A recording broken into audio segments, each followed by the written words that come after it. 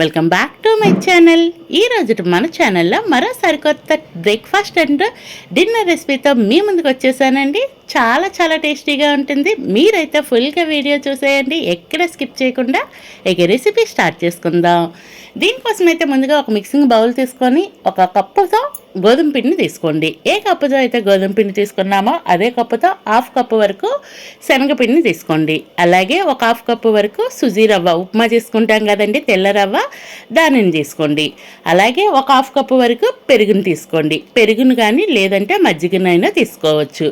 అలాగే ఫుల్గా ఒక కప్పు వరకు నీళ్ళని వేసుకొని ఇప్పుడు మొత్తం ఈ ఇంగ్రీడియంట్స్ అన్నీ బాగా కలిసే విధంగా ఫస్ట్ కలిపేసుకోండి. అలాగే మన ఛానల్ ఇంతవరకు ఎవరైనా సబ్స్క్రైబ్ చేయకుండా చూస్తే ప్లీజ్ అండి సబ్స్క్రైబ్ చేయండి. వీడియో నచ్చితే లైక్ చేయండి. మీ ఫ్రెండ్స్ అండ్ ఫ్యామిలీ మెంబర్స్కి షేర్ చేయండి. ఇలా కలుపుకున్న తర్వాత కొంచెం నీళ్ళని వేసుకొని బ్యాటర్ని అయితే అడ్జస్ట్ చేసుకోవాలి. ఎలా ఉండాలి అంటే దోశ బ్యాటర్ ఎలా ఉంటుందో ఆ విధంగా కలుపుకోవాలి.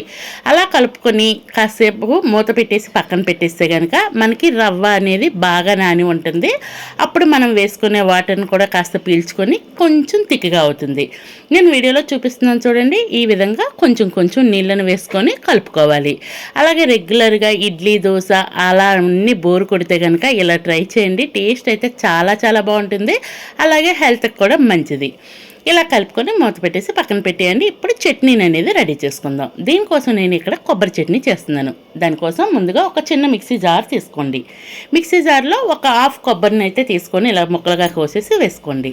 ఇందులోనే కొత్తిమీర, అలాగే పచ్చిమిర్చి, మీ కారానికి తగ్గట్టు మిర్చిని యాడ్ చేసుకోండి. 1 ఇంచు అల్లం ముక్కను వేసుకోండి. ఇవన్నింటిని ఇందులో వేసేయండి. నెక్స్ట్ అయితే కనుక ఇందులోనే కొన్ని కరివేపాకు రెబ్బలు వేసుకోండి. టేస్ట్ చాలా బాగుంటుంది. కరివేపాకును కూడా వేసుకోండి. వేసుకున్నాక రుచికి సరిపడినంత ఉప్పుని, అలాగే ఒక చిన్న చింతపండుని కూడా వేసుకోండి పులుపు బ్యాలెన్సింగ్ కోసం. ఒకవేళ చింతపండు ఇష్టం లేకపోతే ఈ ప్లేస్లో నిమ్మకాయను కూడా వేసుకోవచ్చు. నిమ్మరసం వేసేసి తగినంత వాటర్ వేసేసి మిక్సీ జార్లో మిక్సీ పట్టుకున్న తర్వాత ఒక గుప్పెడు పుట్నాల పప్పు వేసుకోండి. పుట్నాల పప్పు ఫస్టే వేసుకోవచ్చు. నాకు మిక్సీ జారు పట్టలేదని చెప్పి కాస్త నలిగినాక వేసుకున్నాను.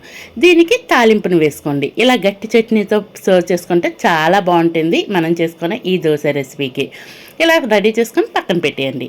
నెక్స్ట్ అయితే ఈలోపే మనకి పిండి అనేది బాగా నాని ఉంటుందండి. చూస్తున్నారు కాస్త తిక్కిగా అయ్యింది.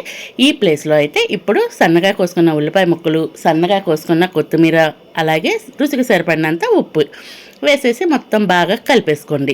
కలుపుకున్న తర్వాత ఇక్కడ పచ్చిమిర్చిని కావాలనుకుంటే చిన్న ముక్కలుగా కోసేసి పచ్చిమిర్చిని కూడా వేసుకోవచ్చు. నేను ఇక్కడ కారాన్ని వేసుకుంటున్నాను. 1 స్పూన్ వరకు కారం వేసుకోండి. కారం కూడా బాగా కలిసే విధంగా కలుపుకోండి. అలాగే 1/2 స్పూన్ వరకు పసుపును వేసుకోండి. పసుపును కూడా ఈ పిండిలో బాగా కలిసే విధంగా కలుపుకోండి. ఇలా మొత్తం అంతా కొంచెం పసుపు పైన కొంచెం నీళ్ళు వేసేసి కలుపుకుంటే కనుక మనకి బ్యాటర్లో బాగా మిక్స్ అవుతుంది. ఇలా కలిపేసి పక్కన పెట్టేయండి. నెక్స్ట్ అయితే మళ్ళీ స్టవ్ వెలిగించి ఒక పాన్ పెట్టేసుకోండి.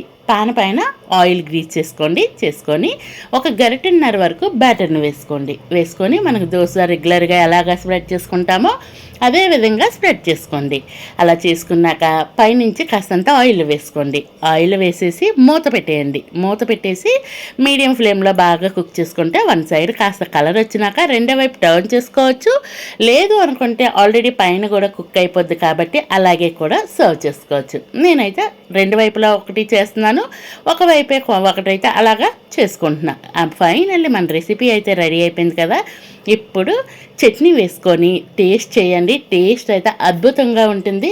రెగ్యులర్గా చేసుకునే టిఫిన్స్ బోర్ కొడితే ఇలా ట్రై చేయండి. ట్రై చేసినాక రెసిపీ ఎలా వచ్చిందో కామెంట్ బాక్స్ ద్వారా తెలియచేయండి.